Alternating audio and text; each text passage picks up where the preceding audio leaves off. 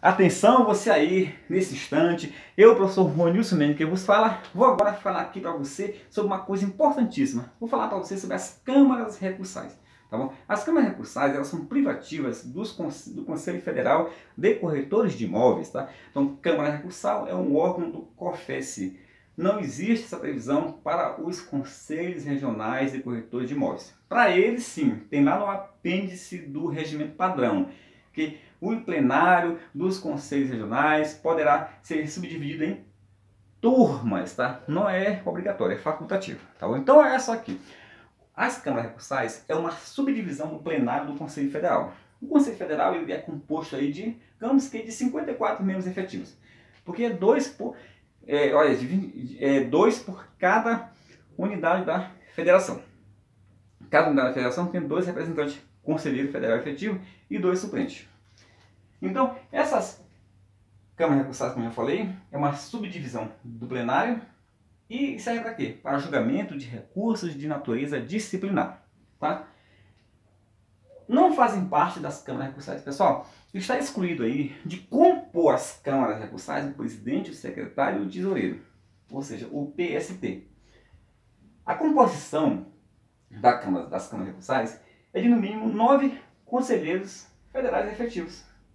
Eles são nomeados por portaria da presidência do COFECI para um mandato de 1 ano a partir do dia 1º de janeiro. Aí, pessoal, vamos agora aqui. Nós temos 2 situações aqui de julgamento. O julgamento das câmaras recursais poderá ser poderá ser originariamente, então tem uma competência originária e uma competência em grau de recurso. Uma competência em grau de recurso. Originária quer dizer que o processo começa pela Câmara Recursal. E em grau de recurso é porque uma instância inferior já decidiu e agora o recurso coube à Câmara Recursal. Quando acontece originariamente, pessoal, as câmaras recursais julgarão o quê? Processos contra diretor, conselheiro federal, membro do Conselho Fiscal e membro de comissões ou grupo de trabalho, em caso de IDF. O que é IDF? Entendeu? Irregularidade administrativa, desídia, que é falta de trabalhar de maneira relaxada, entendeu? Chegar atrasado, o trabalhar de modo relapso. Eu não vou entrar bem nesse método, então grave bem as palavras. Irregularidade administrativa, desídia e falta de decoro. Beleza? Então são esses os casos onde ocorre a competência originária das câmaras recursais. E as pessoas que são aí legitimados passivos é justamente quem? O diretor, conselheiro federal, membro do Conselho Fiscal e membro de comissão ou grupo de trabalho. Agora olha só. Julgar também em grau de recurso, ou seja, já é em grau de recurso, é porque já houve uma decisão anterior, pelo pleno, entendeu? Olha, julgar em grau de recurso, decisões proferidas pelo plenário dos regionais, ou seja, dos CRES, ou por suas CEFISP. O que é CEFISP, Ronilson? Pessoal, a CEFISP, como nós já vimos na aula sobre a estrutura a estrutura organizacional, a CEFISP é a Comissão de Ética e Fiscalização Profissional. É um órgão do CRECI, do CRECI, apenas do CRECI. Então, o COFECI não tem CEFISP. Em processo de natureza disciplinar ou EIP. O que é EIP nisso? Ou por exercício irregular da profissão.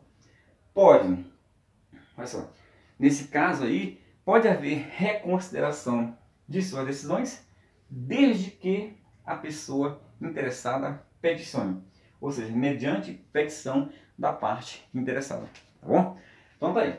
Agora, 2 pontos que eu botei aqui, ainda sobre o julgamento. No caso do julgamento originário, cabe reexame de ofício pelo plenário do COFECI. Então, olha só, nesse caso aqui, onde tem essas figuras aqui, que houve o julgamento de maneira originária, o reexame ele é de ofício, ou seja, sem precisar ser provocado.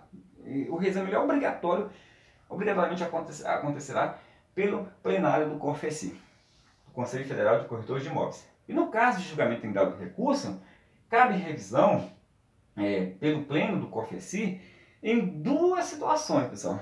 Em caso de decisão não unânime, ou seja, se eu tenho 9 jogadores, aí eu tenho aí 7 pessoas que proferiram um voto favorável. Então foi uma decisão não unânime. Então nesse caso cabe o quê? Revisão pelo plenário do CONFECI.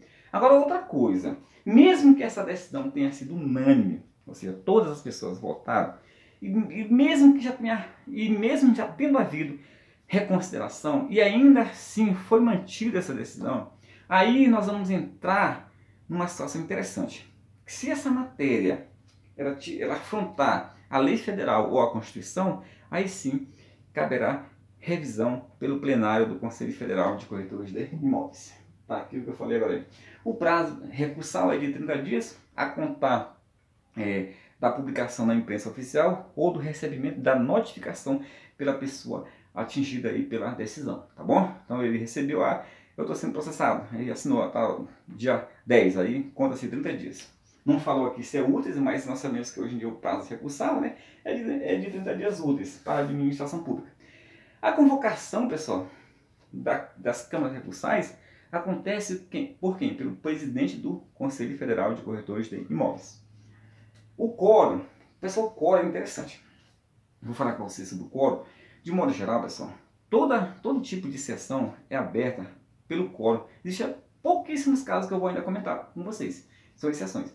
Mas o quórum acontece, o quórum para inaugurar as sessões de forma geral, em todos os casos, todas as sessões, tá bom? Não somente das câmaras recursais, como do plenário, como de outras comissões, da diretoria, por exemplo, é de maioria absoluta. Então, se aqui nós somos 9, a maioria absoluta é 10. Agora, quando para deliberação, para decisão, aprovação, é de maioria simples. Beleza? Então, daí. Quer dizer, as deliberações acontecem por maioria simples dos votos. Aí eu te pergunto, o quórum é isso? Eu vou ler aqui para você um detalhe importante. Olha só. Está excluído para efeito de quórum o conselheiro de cuja base regional se originar o processo em julgamento, o qual estará impedido de relatar e de nele proferir o voto. Então, o conselheiro, entendeu? O conselheiro da onde se originou o processo, né? Da base, né? Do regional, de onde se originou o processo, ele está o quê? Até por questão de suspeição, né? Então, se o processo é lá do Maranhão e o conselheiro do Maranhão, então ele está excluído aí de votar, ele não poderá votar, ele não conta para efeito de quórum, não poderá relatar e não poderá votar. Só porque o processo origina-se lá da sua região, tá? Beleza?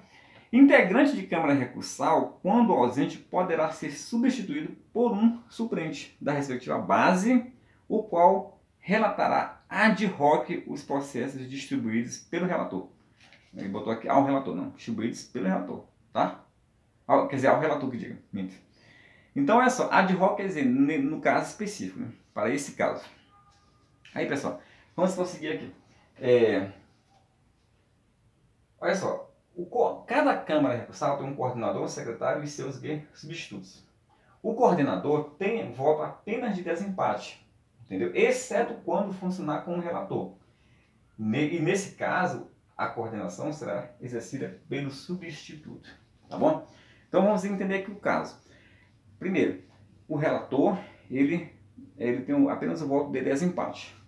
Exceto quando o coordenador tem apenas voto de desempate, exceto quando funcionar como relator, e nesse caso, a coordenação será o quê? Exercida pelo substituto. Beleza? Então, olha só, quando ele funcionar, para você entender o que está acontecendo aqui, o coordenador tem voto apenas de desempate, exceto quando funcionar como relator. Então, quando ele funcionar como relator, o voto dele não é de desempate, é um voto normal. Até porque, e nesse caso, a coordenação será exercida pelo substituto. Então, pessoal, nesse caso aí, entendeu? Se ele funcionar como relator, se o coordenador está funcionando naquela Câmara, naquele processo, como relator, ele tem um voto normal.